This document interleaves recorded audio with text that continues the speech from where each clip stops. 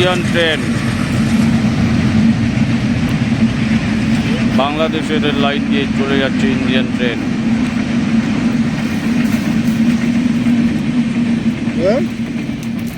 আর এই যে দেখুন সামনে আবার একটি ট্রেন ছুটে চলে আসছে।